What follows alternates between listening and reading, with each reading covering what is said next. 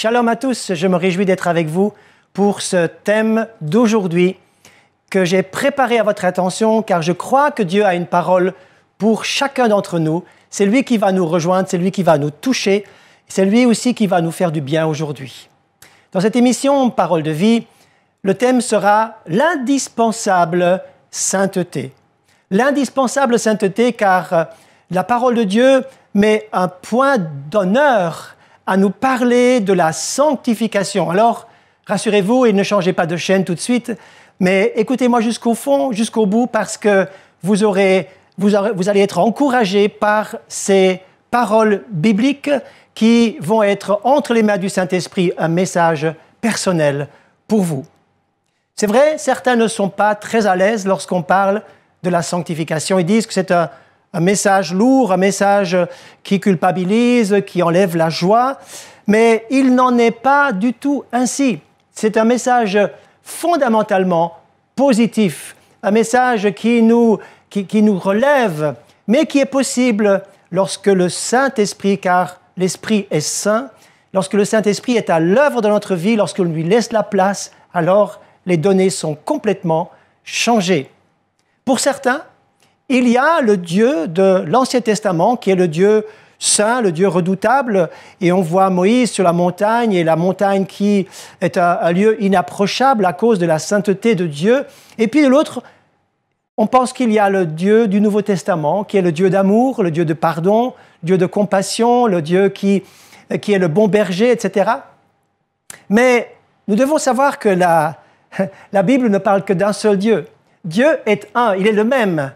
Il est le même dans l'Ancien et dans le Nouveau Testament, il est le même de tout temps. Il a une identité, il a un attribut qui s'appelle la sainteté.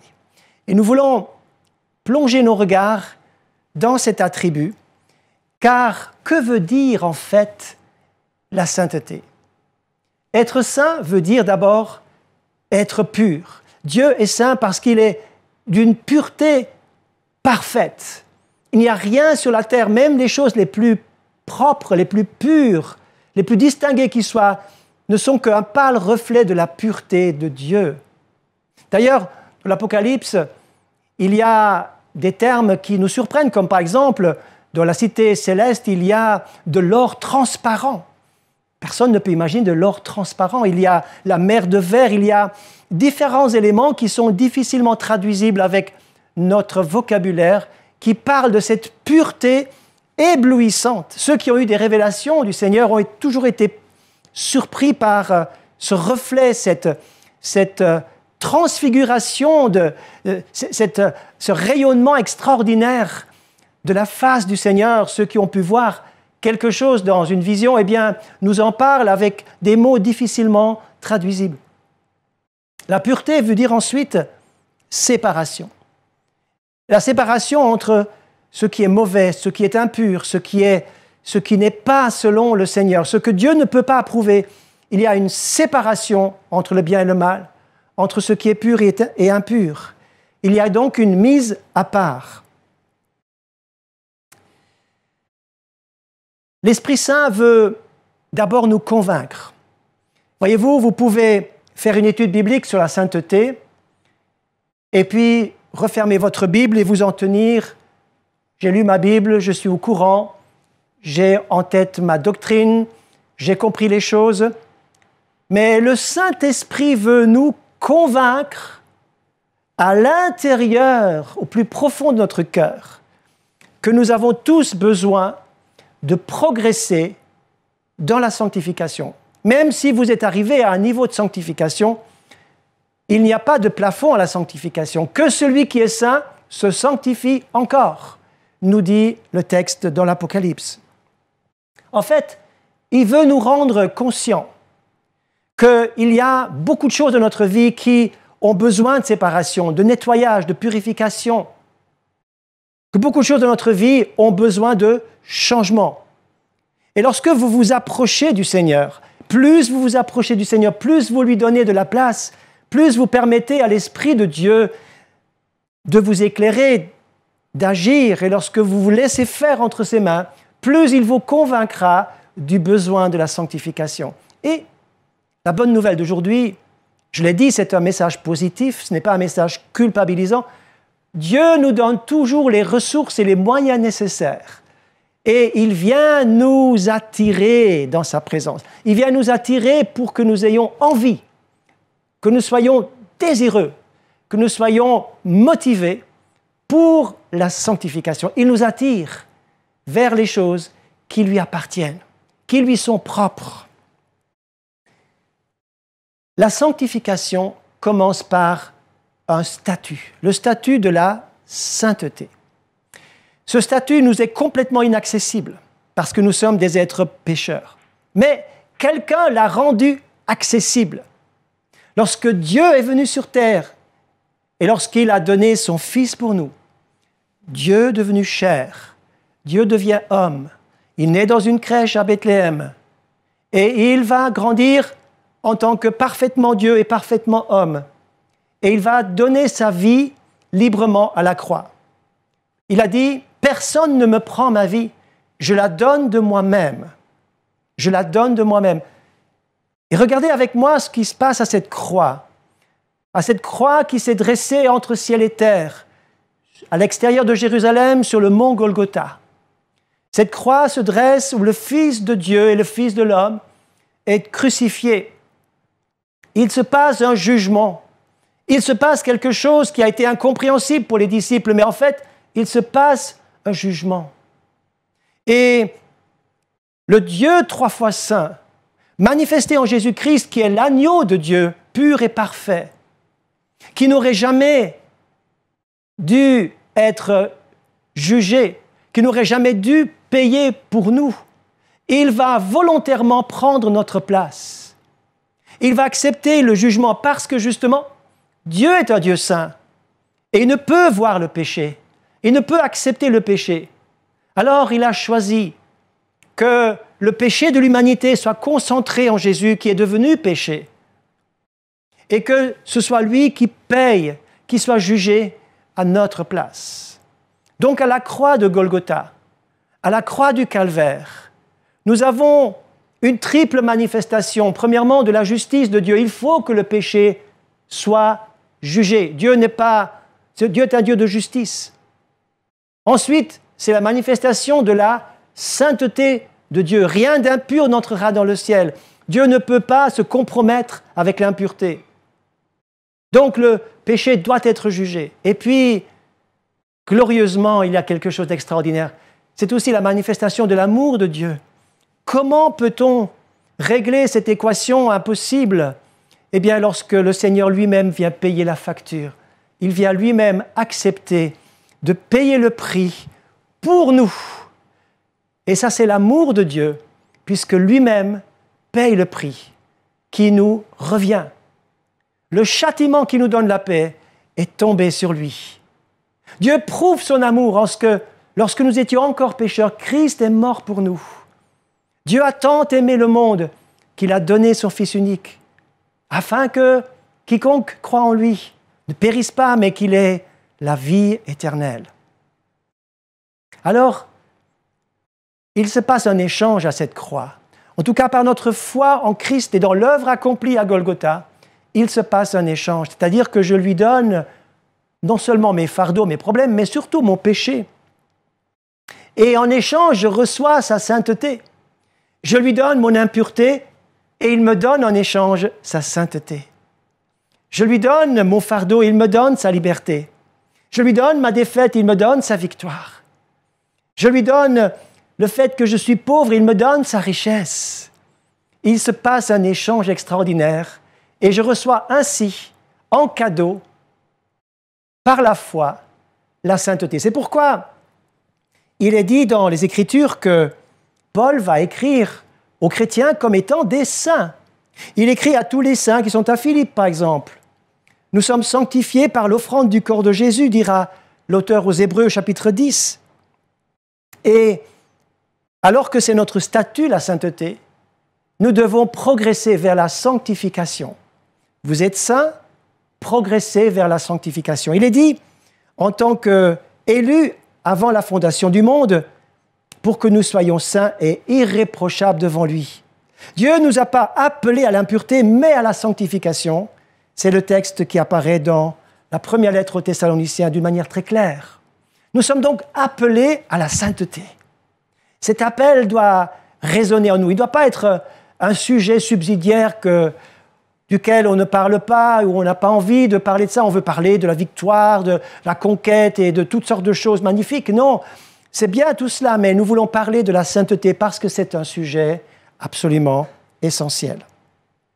Car le Seigneur désire mettre son doigt sur les détails de notre vie. Car, écoutez ce qu'il est dit dans 1 Pierre chapitre 1, il est dit « Puisque vous êtes appelés saints, eh bien, soyez saints dans toute votre conduite. » Alors là, la sanctification n'est pas une théorie, c'est une marche pratique avec le Seigneur. Je vous l'ai dit tout à l'heure, le Seigneur va nous donner les moyens, il va nous attirer dans sa présence, il va nous attirer à lui, il va venir nous aider pour cela. Premièrement, il va nous attirer par sa propre nature. Est-ce que la nature du Seigneur, sa nature de sainteté, où il va dire « Je suis saint et vous serez saints comme moi », est-ce que cette nature de sainteté nous attire? Dieu ne peut pas se compromettre. Et le chrétien véritablement consacré, qui a fait alliance avec le Seigneur, qui a reçu le Saint-Esprit, qui aime marcher avec Dieu, il aime la sainteté par définition. Il aime la sainteté parce que Dieu est comme ça. Dieu n'entre pas dans le compromis. Et lorsque vous voulez entrer dans le compromis, vous allez être mal à l'aise. Vous allez dire, mais quelque chose ne va pas. La paix va partir, la joie n'est plus là. Il y a quelque chose qui ne va pas lorsque vous cherchez à entrer dans quelque chose de compromettant.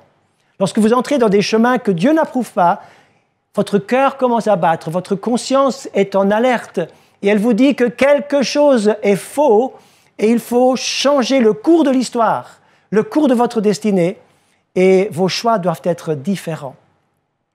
L'apôtre Paul va écrire d'une manière très claire sur cette sainteté et cette sanctification nécessaire dans les termes suivants, dans 2 Corinthiens, chapitre 6. Il va dire, il faut se séparer. C'est un choix, cela coûte quelque chose, mais cela est nécessaire pour remporter le prix de la victoire, pour remporter et finalement gagner la course. Il va dire ceci, « Ne vous mettez pas avec les infidèles sous un joug étranger, car quel rapport y a-t-il entre la justice et l'iniquité? Qu'y a-t-il de commun entre la lumière et les ténèbres? Quel accord y a-t-il entre Christ et Bélial? Ou quelle part le fidèle a-t-il avec l'infidèle? Quel rapport y a-t-il entre le temple de Dieu et les idoles? Car nous sommes le temple de Dieu, et comme Dieu l'a dit, j'habiterai et je marcherai au milieu d'eux. » Et puis, il va continuer en disant, il faut sortir de tout ce qui est impur. Il faut se détacher et se séparer. Je vous ai dit tout à l'heure que la sainteté, c'est la séparation. Il faut se séparer avec tout ce qui est impur, tout ce que Dieu ne peut bénir, tout ce qu'il ne peut approuver, là où il ne peut pas marcher avec vous. Beaucoup de gens font leur choix, mais Dieu n'est pas dans ce choix parce que ce sont des choix personnels qui sont contre la volonté de Dieu et qui ne sont pas selon son désir et selon notre appel. Alors, je l'ai dit, cette séparation, parfois, est indispensable, mais elle est salutaire. Elle est salutaire, car les petites choses impures qui s'accrochent à notre vie peuvent nous perdre. Je l'ai vu même dans un camp d'enfants, lorsque nous étions avec tout un groupe d'enfants, nous étions dans la prière et le Saint-Esprit agissait. Et un enfant disait « Seigneur, enlève de moi cette impureté ». Nous n'avions même pas parlé de cela. Mais le Saint-Esprit convainc. Lorsque vous laissez Dieu agir, il vous convaincra de tout ce qu'il faut séparer. « Seigneur, lave-moi ». Et puis, il nous donne la grâce, la solution. Le sang de Jésus lave de tout péché. Lorsque vous allez vous repentir, eh bien, vous allez être attiré par la pureté. Et vous désirez cette pureté de tout votre cœur.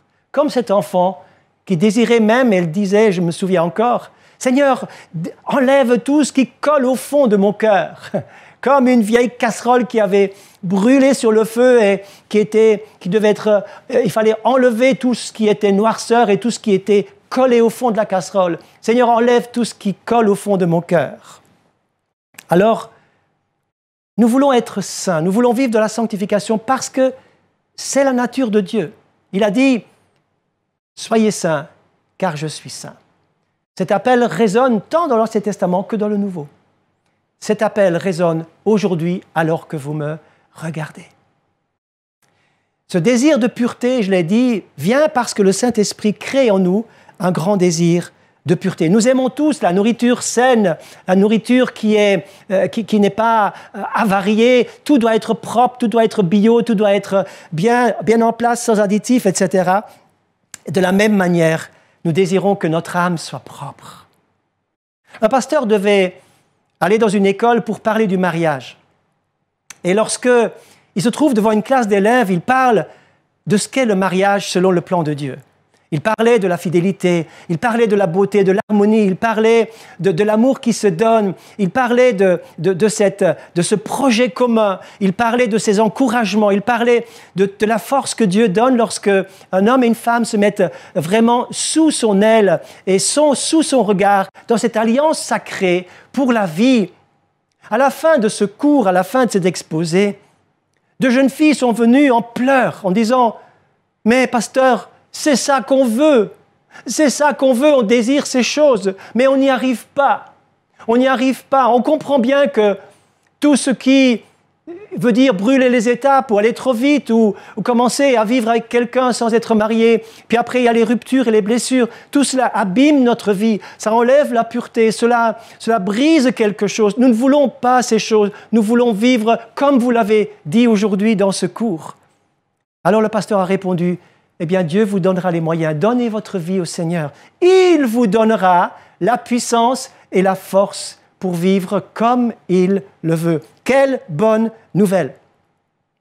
Dans le psaume 51, il y a quelque chose qui m'a toujours fasciné. C'est la manière dont David va réclamer cette pureté. Voyez-vous, j'insiste, la sainteté, c'est aimer la pureté, c'est désirer la pureté, c'est vivre dans la pureté. C'est possible par la puissance que le Seigneur vous donne, par sa force en vous, qui vous donnera la volonté de choisir ces choses. David, au lendemain de son péché avec Bathsheba, va dire dans le psaume 51, un texte puissant, je vous invite à le lire, il va dire ceci. « Ô Dieu, aie pitié de moi dans ta grâce, dans ta bonté. Efface mes transgressions, lave-moi de mon iniquité, purifie-moi de mon péché. » Il ajoute au verset 9, « Purifie-moi avec l'hysope, lave-moi, je serai plus blanc que la neige. » Verset 11, « Efface mes transgressions, crée en moi un cœur pur. » Avez-vous remarqué le nombre de verbes qu'il utilise? Lave-moi, purifie-moi, efface, etc. Il désire plus que tout un cœur nettoyé. Ça, c'est l'action de conviction du Saint-Esprit. Il veut créer en vous un cœur pur. Il veut que vous soyez désireux d'avoir ce cœur pur parce que c'est lui qui est saint et qui met ce désir de sainteté en nous. Donc ce que Dieu ordonne, il le donne par la puissance du Saint-Esprit. Ce que Dieu demande, il vous donnera toujours les moyens pour le faire. Je me souviens d'une évangélisation où il y avait beaucoup de gens qui étaient rassemblés devant et j'ai vu des choses se passer, des personnes jeter leur paquet de cigarettes, une personne même a enlevé son manteau parce que les gens voulaient se séparer de tout ce qui était impur. Alors vous allez me dire, on comprend que les cigarettes, c'est pas très... il fallait se séparer de quelque chose qui n'était pas qui n'avait pas sa place dans sa vie. Mais pourquoi cet homme enlève-t-il son manteau? Eh bien parce que ce manteau lui brûlait sur les épaules. Il avait volé ce manteau. Et c'était comme quelque chose qu'il voulait régler, même publiquement. Il ne pouvait plus supporter quelque chose de faux, un mensonge, un vol dans sa vie était inacceptable. Je me souviens, en tant que jeune chrétien, j'avais emprunté des livres à l'école et je n'avais jamais rendu ces livres. Et lorsque je suis devenu chrétien, j'ai vu dans ma bibliothèque ces livres que j'avais soi-disant empruntés, ou en tout cas oublié de restituer. Et là, le Seigneur me parle. Et il me dit, Walter, tu vas aller restituer ces livres. Et je suis parti avec mes livres sous le bras. J'avais quitté l'école depuis 3 ans déjà. Et lorsque le directeur me voit arriver et que je dépose les livres sur son bureau, il a été touché en disant, c'est incroyable, c'est la première fois qu'un élève vient me restituer quelque chose. Je ne pouvais garder ces choses. Ah oui, c'était un peu dérisoire, ce n'était pas des livres qui avaient de la valeur. Non, même les détails sont importants. Même les détails. Voudriez-vous boire un verre d'eau où il y a juste une goutte de saleté dedans? Non. Même un détail gâche l'ensemble de ce que Dieu désire. Nous voulons choisir une totale sanctification. Je me souviens encore, en priant avec quelqu'un un jour, il avait eu toutes sortes de relations sexuelles avec plein de partenaires. Et il voulait changer de vie. Et lorsque nous avons commencé à prier, il a dit « Mais je sens en moi comme quelqu'un d'impur au fond de mon cœur. Et quelqu'un est en moi, mais il est sale, il me salit. Je ne veux plus. » Et j'ai prié au nom de Jésus et un démon impur est parti. Il avait senti cette présence impure. Voyez-vous, nous devons être d'accord de régler, de nettoyer nos vies. Et je vous encourage, alors que vous m'écoutez, d'entrer dans ce chemin de sanctification. Je le répète, sans la sanctification, dites-moi, nul ne verra le Seigneur. La parole le dit. La parole le dit. Pour cela, nous devons absolument être déterminés, comme Daniel qui résolut de ne pas se souiller avec les choses qui lui étaient proposées. Il a fait un choix dans son jeune âge à rester droit, à rester propre. C'est difficile de rester propre dans ses pensées, dans ce que l'on regarde, dans ce que l'on choisit, lorsqu'on est entraîné par les autres, lorsqu'on est entraîné par les choses qui se présentent autour de nous. Ce n'est pas facile, encore une fois, je le répète, le Seigneur nous donne les moyens par la puissance de son Saint-Esprit. Soyons proches de lui et vous aurez toujours la force pour faire ce que Dieu vous demande de faire. Alors, ne jouons jamais avec la grâce de Dieu. Je connais des personnes qui disent « Oui, mais tout le monde le fait, donc je peux bien me permettre de déraper une fois ou l'autre. Et après, je peux demander pardon et puis le Seigneur m'accueillera. » Ne jouons jamais avec la grâce de Dieu. Ne jouons jamais avec la valeur de la purification. Et souvenez-vous, c'est par le sang précieux de Jésus, par le sacrifice, par la mort horrible de Jésus, dans les souffrances inouïes à la croix, qu'il nous a acquis la sainteté et la grâce d'être sanctifiés. On ne joue pas avec la grâce. On ne méprise pas la grâce. On ne peut pas se moquer du sang de Jésus. Jamais, jamais. Alors, soyons sérieux. Alors, mon dernier point, très courtement, je vous ai dit que la sainteté doit être quelque chose qui nous attire parce que Dieu est saint, parce que nous désirons la pureté. Nous faisons le choix de rester dans sa volonté. Mais il y a une dernière chose qui est extraordinaire, c'est que Dieu désire nous attirer vers notre destinée éternelle. C'est une attraction encore. Le Seigneur nous attire vers la sainteté parce que le meilleur nous attend. Écoutez cette parole. Il est dit « Abstenez-vous du mal sous toutes ses formes, que le Dieu de paix vous sanctifie lui-même tout entier, et que tout votre être, l'esprit, l'âme et le corps, soit conservé irréprochable pour le jour de l'avènement de notre Seigneur. » 1 Thessaloniciens, chapitre 5. Alors, cette destinée de faire partie de l'épouse, de faire partie de ces noces de l'agneau où il n'y aura plus de souillure. Et il nous est dit d'ailleurs que l'épouse s'est préparée d'une manière extraordinaire. Ce sera tout à fait magique, magnifique, extraordinaire. Vous ne pouvez pas aller dans un mariage avec des habits souillés, des habits déchirés, habillés n'importe comment. Non, vous allez être impeccable pour un mariage. Et pour votre union avec Christ, pour les noces de l'agneau, la sainteté sera demandée, sera exigée pour faire partie de tout le programme du Seigneur. Alléluia! Que le nom du Seigneur soit béni. Et je rappelle cette parole de 1 Thessaloniciens 5, c'est le mot de la fin, chapitre 5, versets 22 à 24. Que le Seigneur vous sanctifie lui-même tout entier. Et le texte termine, celui qui vous a appelé est fidèle et c'est lui qui le fera. Vous pouvez le dire avec moi, c'est lui qui le fera. Car le Seigneur lui-même vous donnera les moyens pour la sanctification. Soyez saints car Dieu est saint. Soyez saints car vous aimez la pureté. Soyez saints et marchez dans la sanctification parce que le meilleur est devant vous. Et pour ce qui vous attend, la sainteté sera votre ticket d'entrée dans le ciel. Que le nom du Seigneur soit béni. Et je prie encore pour terminer. Seigneur, merci parce que tu es merveilleux et tu prépares ton Église, tu prépares chacun de nous à aimer ces choses dont j'ai parlé aujourd'hui. La sainteté et la sanctification indispensables dans notre marche chrétienne.